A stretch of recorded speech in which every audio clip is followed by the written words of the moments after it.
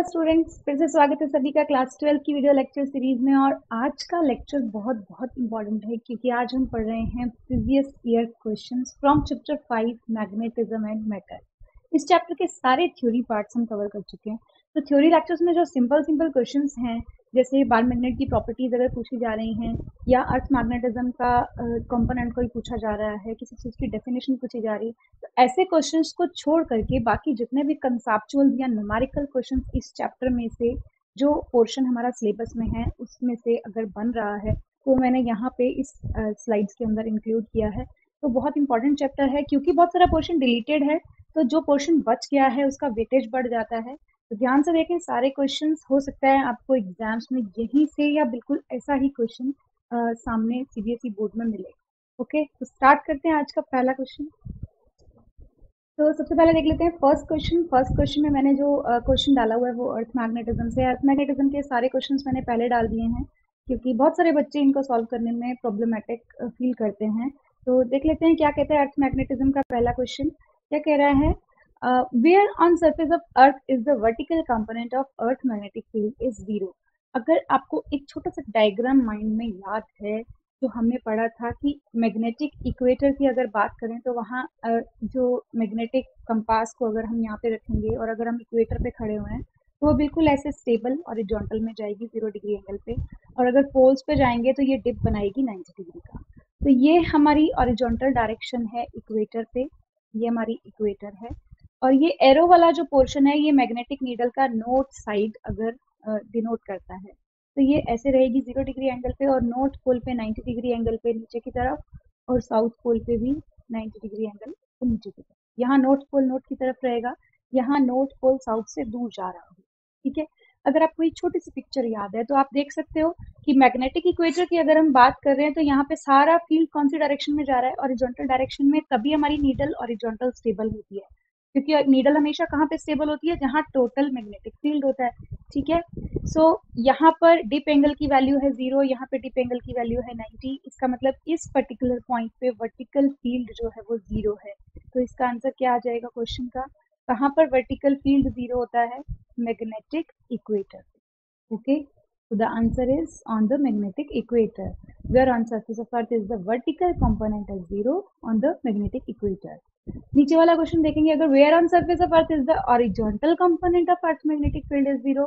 Poles पे, दोनों poles पे हॉरिजॉन्टल कंपोनेंट 0 रहेगा और सारा का सारा फील्ड कौन सी डायरेक्शन में जाता है? वर्टिकल डायरेक्शन में।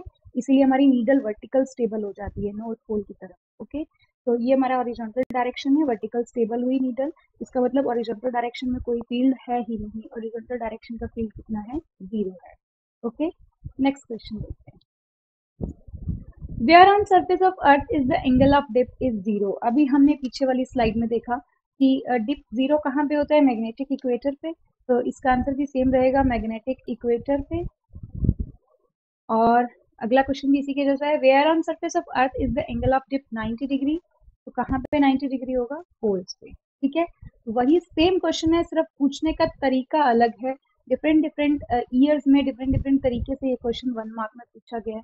तो आप देख लीजिए कि अगर आपका कंसेप्ट क्लियर है और आपको एक पिक्चर याद है कि फील्ड हमारी जो नीडल है वो ऐसे स्टेबल होगी इक्वेटर पे और ऐसे स्टेबल होगी पोल्स पे, तो आप सारे क्वेश्चन। Okay, next.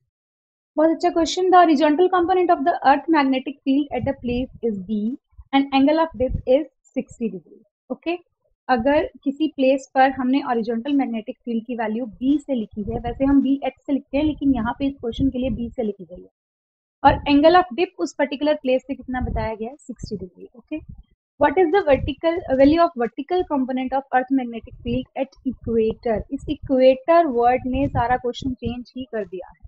इसने क्या बताया कि किसी पॉइंट पर जहां पर डिप 60 डिग्री है, earth magnetic field horizontal component B से डिनोट किया जाता है। ठीक है, लेकिन पूछ क्या रहा है? Vertical component of earth magnetic field at equator. उस पर्टिकुलर प्लेस पे तो पूछ ही नहीं रहा।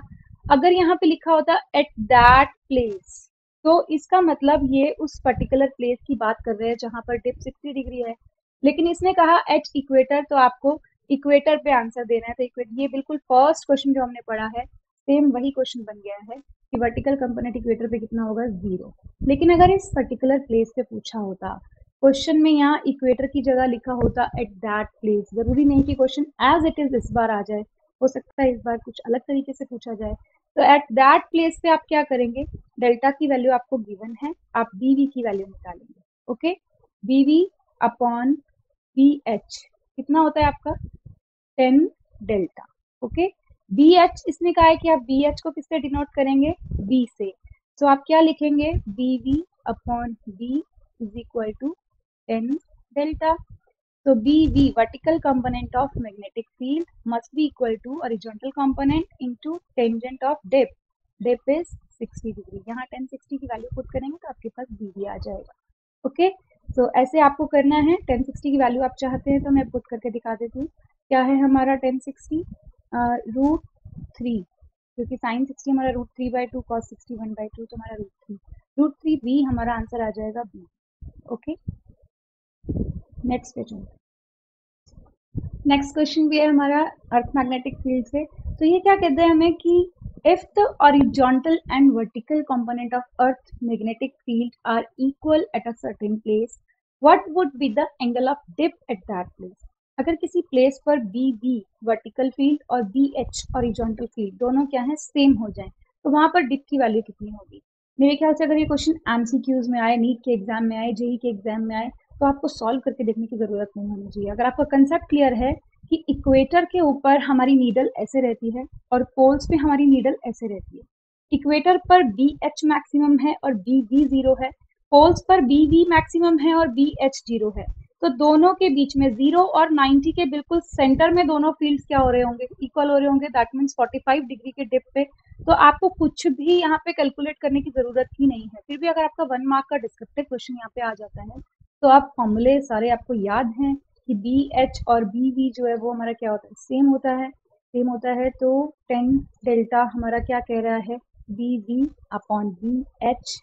दैट मीन्स बी वी की वैल्यू हम पुट करेंगे, दोनों को सेम पुट करेंगे तो यहाँ पे क्या आ जाएगा 1।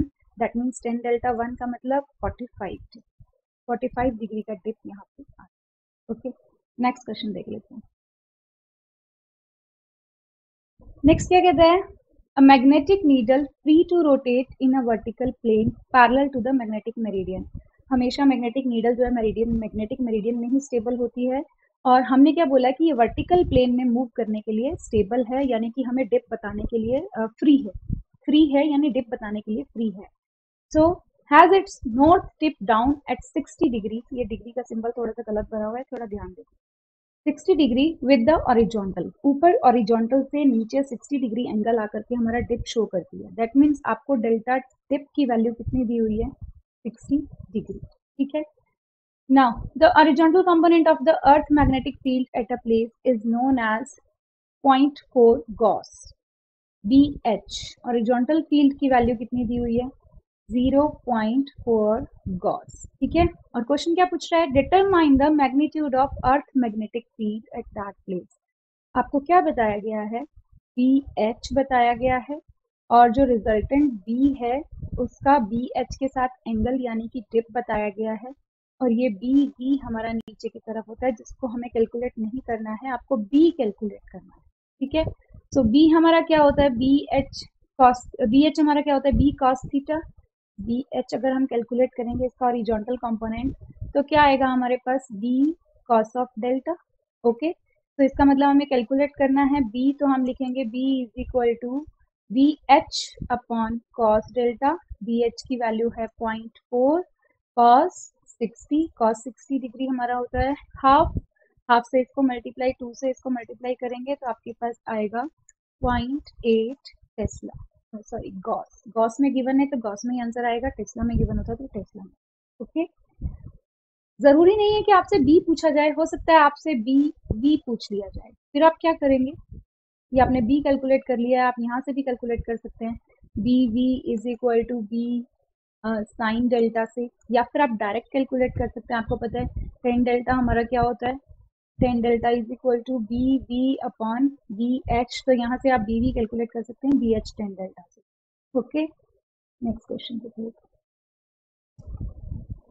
नेक्स्ट क्या कहता है, a magnet is placed its north pole towards north of the earth, predict the position of neutral points. अब ये क्या होते हैं और ये कहाँ से आए, थोड़ा सा डायग्राम बना के समझने की कोशिश करते हैं। क्या कहते हैं कि एक मैग्नेट हमने इस तरीके से प्लेस कर दी टेबल के ऊपर कि उसका नॉर्थ पोल जो है वो ज्योग्राफिक नॉर्थ की तरफ हो। दोनों बातों को फ्रीली सस्पेंडेड मैग्नेट से आपने कंफ्यूज नहीं करना है, इस बात को, दोनों बातों को अलग अलग रखना है। फ्रीली सस्पेंडेड में मैग्नेट ऑटोमेटिकली नॉर्थ की तरफ चली जाती है। कौन से नॉर्थ की तरफ? मैग्नेटिक नॉर्थ की तरफ। अब हमने इस मैग्नेट को किसी टेबल पे स्टेबल किया है, और कैसे स्टेबल किया है कि इसका नॉर्थ पोल हमारे ज्योग्राफिक नॉर्थ की तरफ एग्जैक्टली स्टेबल हो जाए। हम पहले किसी कंपास से हमारा ज्योग्राफिक नॉर्थ कैलकुलेट करेंगे और फिर वहां पर अपना बार मैग्नेट रखेंगे इस तरीके से कि उसका नॉर्थ पोल हमारे ज्योग्राफिक नॉर्थ की तरफ हो। तो ऊपर अगर हमारा ज्योग्राफिक नॉर्थ है और नीचे हमारा ज्योग्राफिक साउथ है। अब अर्थ को रिकंसीडर करें। अर्थ मैग्नेटिक फील्ड में हमने पढ़ा था कि अगर नॉर्थ पोल ऊपर है, साउथ पोल नीचे है, तो आपको पता है कि यहाँ हमारी अर्थ की मैग्नेटिक फील्ड लाइंस अर्थ के बाहर साउथ से नॉर्थ की तरफ जा रही हैं, अपोजिट जा रही हैं, क्योंकि अर्थ का मैग्नेटिक नॉर्थ नीचे है। सो अर्थ बहुत बड़ी है, तो एक बार मैग्नेट के लिए एक एरिया हम प्लेन एज्यूम कर सकते हैं। अर्थ स्फेरिकल है, लेकिन हम जहां पर खड़े हैं वहां पे हमें प्लेन एज्यूम होता है, क्योंकि अर्थ का साइज हमारे कंपैरेटिवली बहुत बड़ा है। तो बार मैग्नेट के लिए भी वही कंसेप्ट वही रहेगा, सेम। क्योंकि अर्थ का साइज बहुत बड़ा है, तो अर्थ की मैग्नेटिक फील्ड लाइंस यहाँ पे आप स्ट्रेट लाइंस एज्यूम कर सकते हैं। ओके, तो सपोज करते हैं अर्थ ऐसे फील्ड लाइन सारी नीचे से साउथ से ऊपर नॉर्थ की तरफ जा रही हैं, और हमारी बार मैग्नेट का फील्ड लाइंस नॉर्थ पोल से साउथ पोल की तरफ।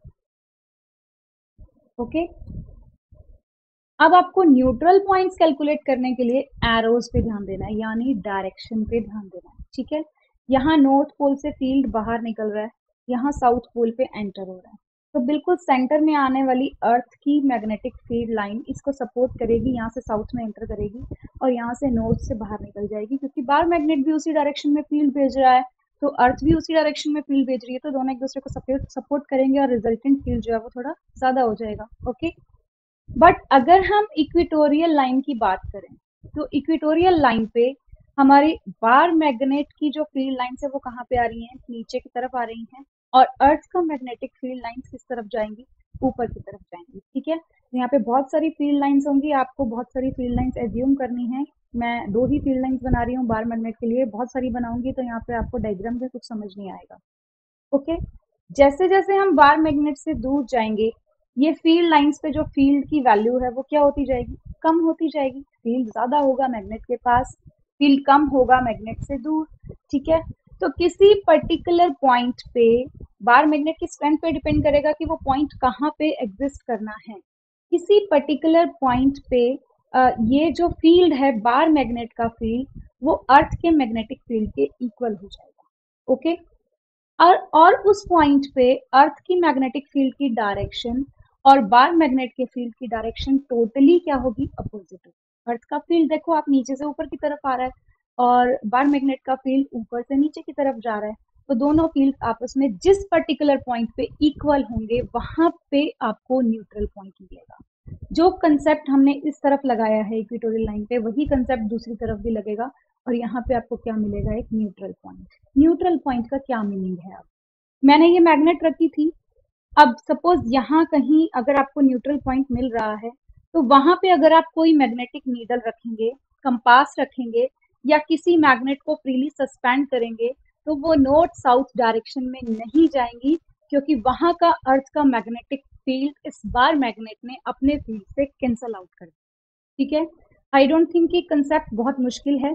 कंसेप्ट सिर्फ इतना है कि अर्थ की फील्ड लाइन साउथ से नॉर्थ की तरफ जा रही हैं, और बार मैग्नेट की फील्ड लाइन अपने नॉर्थ से साउथ की तरफ जा रही हैं। जिस पर्टिकुलर पॉइंट पे दोनों का फील्ड सेम होगा और दोनों की डायरेक्शन अपोजिट होगी, वहां पे हमें न्यूट्रल पॉइंट्स मिलेंगे। ठीक है, अब ये क्या क्वेश्चन पूछ रहा है? A magnet is placed its north pole towards north of the earth, predict the position of neutral points. तो आप क्या लिखेंगे? कहाँ पे होगी? Equatorial line, equatorial line of the bar magnet. ठीक है, तो बार मैग्नेट के इक्वेटोरियल लाइन पे बार मैग्नेट के दोनों तरफ दो आपको न्यूट्रल पॉइंट्स मिलेंगे इस पर्टिकुलर केस में। अब इस क्वेश्चन को वो चेंज करके पूछ सकता है। कैसे पूछ सकता है? कि नॉर्थ पोल को हमने नॉर्थ में नहीं रखा, साउथ में रख दिया। ठीक है, या फिर क्वेश्चन को ऐसे भी बदला जा सकता है कि नॉर्थ डायरेक्शन में हमने साउथ पोल रख दिया, दोनों में से एक को अगर इसने साउथ कर दिया तो सारी प्रिडिक्शंस चेंज हो जाएंगी और फील्ड लाइंस का डायग्राम भी चेंज। अब उसको एज्यूम करके देखते हैं कि वो कैसे होगा। सपोज ये मेरी बार मैग्नेट मैंने रखी और इस बार मैंने साउथ पोल कहाँ रखना है, साउथ पोल कहाँ रखना है, ऊपर, और नॉर्थ पोल कहाँ रखना है, नीचे, जबकि हमारा ज्योग्राफिक नॉर्थ ऊपर है और ज्योग्राफिक साउथ नीचे है। और अर्थ का मैग्नेटिक फील्ड मेरा ऐसे जा रहा है साउथ से नॉर्थ की तरफ। ओके, नाउ मैं अगर बार मैग्नेट की फील्ड लाइंस बनाऊं तो कैसे बनेंगी, नॉर्थ से साउथ की तरफ। थोड़ा सा डायग्राम की ब्यूटी आप अपने आप बढ़ा सकते हैं। आई एम वर्किंग ऑन पेंटाब, तो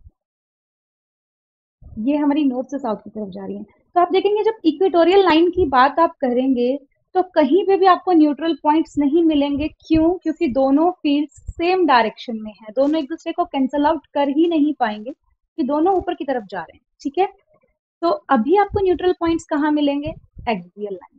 कैसे, यहाँ पे देखना आप, बार मैग्नेट का फील्ड नॉर्थ से बाहर आएगा और साउथ में एंटर करेगा, जबकि अर्थ मैग्नेटिक फील्ड क्या होगा, यहाँ से जा रहा है हमारा अर्थ मैग्नेटिक फील्ड और ऊपर की तरफ पूरी फील्ड लाइन हमारी जाने की कोशिश करेगी। ठीक है, तो एक्सियल लाइन के दोनों तरफ जैसे जैसे हम मैग्नेट से दूर जाएंगे फील्ड कम होता चला जाएगा। अब किसी पर्टिकुलर पॉइंट पे जहां मैग्नेटिक फील्ड अर्थ के मैग्नेटिक फील्ड के इक्वल होगा, वहां पर दोनों की डायरेक्शन अपोजिट होने की वजह से दोनों एक दूसरे को कैंसल आउट करेंगे और यहाँ पे हमें क्या मिलेगा, न्यूट्रल पॉइंट।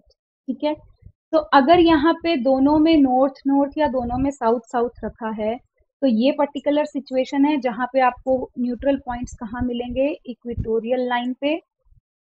ओके, लेकिन अगर नॉर्थ साउथ या साउथ नॉर्थ बोल दिया जाए तो वहां पे आपको कहाँ मिलेंगे, एक्सियल लाइन पे आपको न्यूट्रल पॉइंट्स मिलेंगे। न्यूट्रल पॉइंट्स मीन वहां पर मैग्नेटिक फील्ड एग्जिस्ट नहीं करेगा, अर्थ का मैग्नेटिक फील्ड बार मैग्नेट के फील्ड से कैंसल आउट हो जाएगा। ओके, थोड़ा सा डायग्राम से भी मैंने शो करने की कोशिश की है कि फील्ड लाइंस कैसी वहां पे बन जाएंगी, क्योंकि फील्ड लाइंस एक दूसरे को क्रॉस नहीं कर सकती हैं। यहाँ पे हमने क्रॉस करते हुए दिखाई है, तो ये क्रॉस नहीं कर सकती, इंटरसेक्ट नहीं कर सकती हैं। तो फाइनल रिजल्ट फील्ड लाइंस का हमें कैसा मिलेगा वो हम यहाँ पे देख लेते। ये देखो, नॉर्थ को नॉर्थ की तरफ रखा गया है, ये हमारा ज्योग्राफिक नॉर्थ बता रहा है, ये हमारा मैग्नेट का नॉर्थ बता रहा है। ओके, तो यहाँ पे रखा गया है, ये हमारी अर्थ की फील्ड लाइंस जा रही हैं साउथ से नॉर्थ की तरफ। ठीक है, तो ये बार मैग्नेट की तरफ टर्न होने की कोशिश करेंगी, उसको सपोर्ट करेंगी जहां पे कर पा रही हैं। यहाँ पे बार मैग्नेट के अंदर एंटर करेंगी बिकॉज यहाँ पे साउथ पोल है इसका, और यहाँ से बाहर निकल रही है नॉर्थ पोल से। यहाँ इक्वेटोरियल लाइन पे दो हमें क्या मिल रहे हैं, न्यूट्रल पॉइंट्स। ओके, नेक्स्ट दूसरा डायग्राम, ये हमारा साउथ पोल है मैग्नेट का और ये हमारा नॉर्थ पोल है अर्थ का, ज्योग्राफिक नॉर्थ। तो आप देखेंगे कि यहाँ पे सपोर्ट कर रही है इक्वेटोरियल लाइन पे, कहीं हमें न्यूट्रल पॉइंट्स नहीं मिलेंगे। कहाँ मिलेंगे न्यूट्रल पॉइंट्स, एक्सियल लाइन पे मिलेंगे। एक्सियल लाइन पे कोई पॉइंट जरूर ऐसा होगा जहाँ पे बार मैग्नेट का फील्ड अर्थ के मैग्नेटिक फील्ड से मैच करेगा, तो वहां पे हमारा न्यूट्रल पॉइंट हमें मिल जाएगा। ओके, आई होप आपको समझ में आ रहा है। आपको ये डायग्राम भी ड्रॉ करने के लिए आ सकता है 2 मार्क्स में, 3 मार्क्स में, और आपसे न्यूट्रल पॉइंट्स की डायरेक्ट पोजीशन भी पूछी जा सकती है। बहुत ही अच्छा प्रोजेक्ट भी है, अगर आपको प्रोजेक्ट मेकिंग करना है तो आप एक बार मैग्नेट और एक कंपास और एक व्हाइट शीट के साथ ये मैग्नेटिक फील्ड लाइंस ड्रॉ करके देख सकते हैं कि आपको दोनों केसेस में ऐसी मिल रही हैं या नहीं, और फिर उसके बाद न्यूट्रल पॉइंट्स की पोजीशन भी कैलकुलेट कर सकते हैं। प्रोजेक्ट्स के लिए भी बहुत ही अच्छा टॉपिक है। ओके, नेक्स्ट क्वेश्चन पे चलते हैं। नेक्स्ट क्वेश्चन हमारा अर्थ मैग्नेटिज्म से नहीं है, अर्थ मैग्नेटिज्म में हमने इतना ही पढ़ा है। आगे देख लेते हैं बार मैग्नेट के लिए। A bar magnet is cut into two equal pieces, parallel to length and transverse to length. What happens to its dipole moment? कि अगर बार मैग्नेट को कट किया जाए पैरेलल टू लेंथ या ट्रांसवर्स टू लेंथ, तो उसके magnetic dipole moment पर क्या इफेक्ट होगा। तो बार मैग्नेट बना लेते हैं हम छोटी सी, और क्या कह रहा है क्वेश्चन, पहले क्वेश्चन को समझने की कोशिश करते हैं।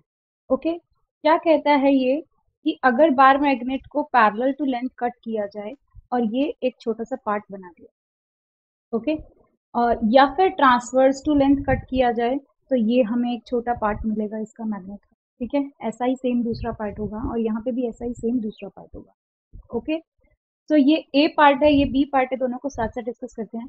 जब तक हमने कट नहीं किया है, अगर इसका एक पोल स्ट्रेंथ m है तो यहाँ पे भी पोल स्ट्रेंथ m होगा, सेम यहाँ पे रहेगा, सेम यहाँ पे रहेगा।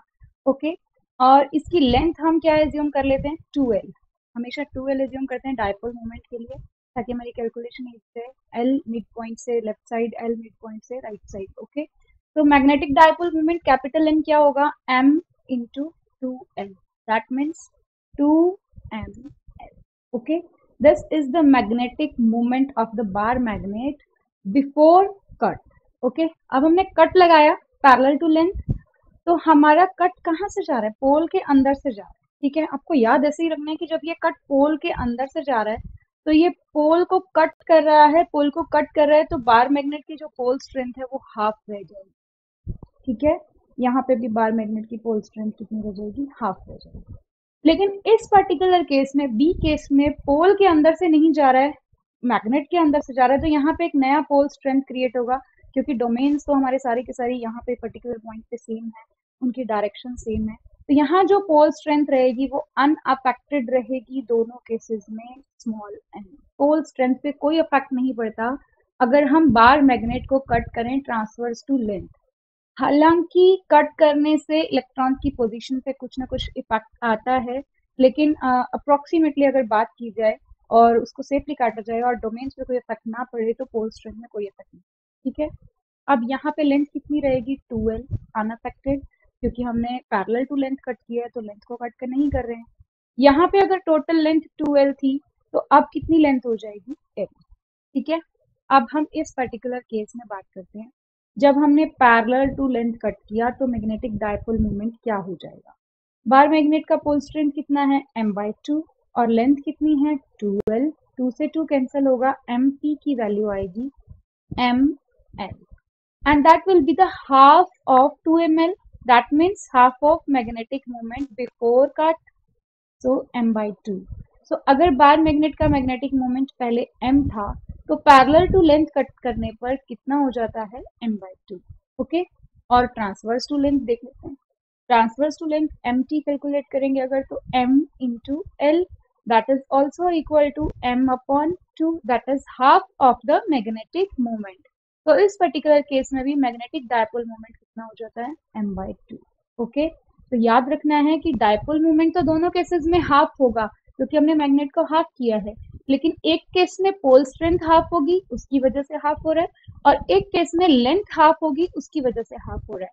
जिस केस में लेंथ हाफ हो रही है ट्रांसफर के केस में, उस केस में पोल स्ट्रेंथ जो है वो अनअफेक्टेड रहती है, और जिस केस में लेंथ अनअफेक्टेड रहेगी उस केस में पोल स्ट्रेंथ हाफ हो जाती है।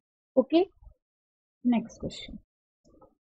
Next question, a bar magnet made up of steel has a magnetic moment of 2.5 ampere meter square। सबसे पहले क्या गिवन है, magnetic moment 2.5 ampere meter square and a mass of 6.6 ग्राम।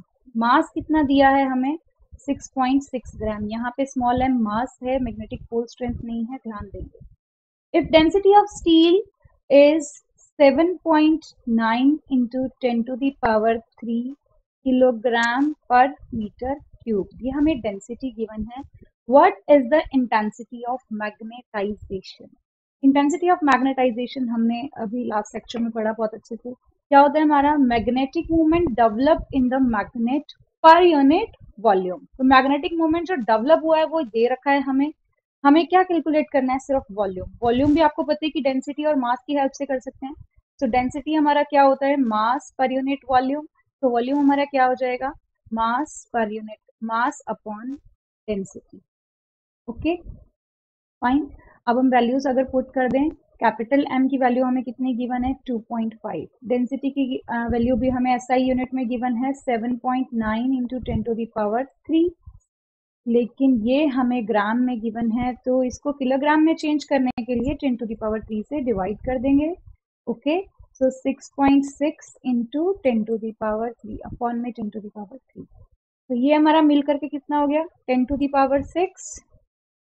तो 10 to the power 6 पहले लिख लेते हैं, और आगे की वैल्यूज अगर सॉल्व करें, ये पॉइंट हमारा इस पॉइंट से हम कैंसिल कर सकते हैं, ये पॉइंट हटाएंगे तो 10 आएगा, ऑलमोस्ट 11 से कट करेंगे, 11 6 जा ऑलमोस्ट 11 7 जा पे जाएगा, और ये अप्रोक्सीमेट 6 4 जा पे जाएगा, तो अगर आप देखेंगे कि ये 7 4 जा 28, तो 2.8 से कुछ ज़्यादा वैल्यू हमें मिलेगी, तो हम अप्रोक्सीमेट 3 इंटू 10⁶ लिख सकते हैं। आप एग्जैक्ट वैल्यू भी अपनी कैलकुलेशन से कैलकुलेट कर सकते हैं, ठीक है।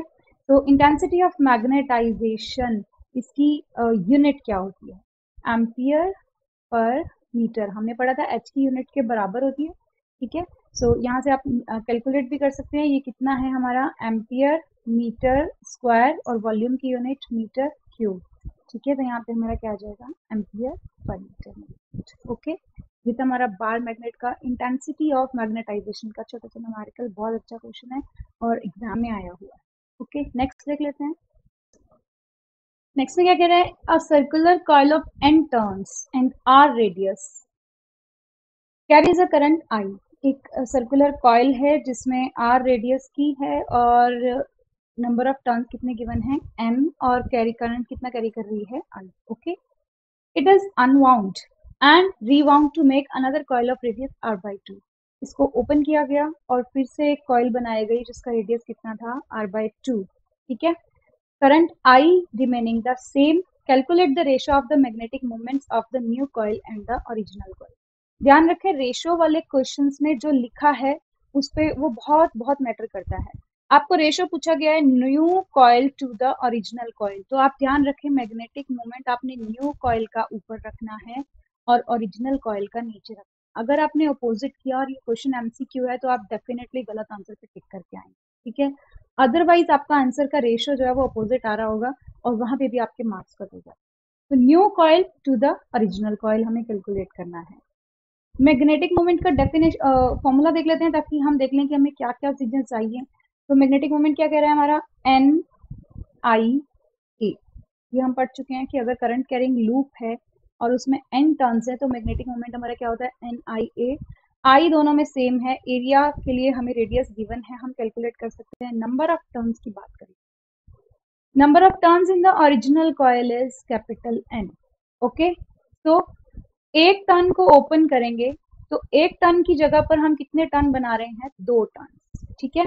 क्यों? क्योंकि एक टर्न का यहाँ पे रेडियस कितना था? r, तो एक टर्न की लेंथ कितनी हो जाएगी? 2πr, ठीक है।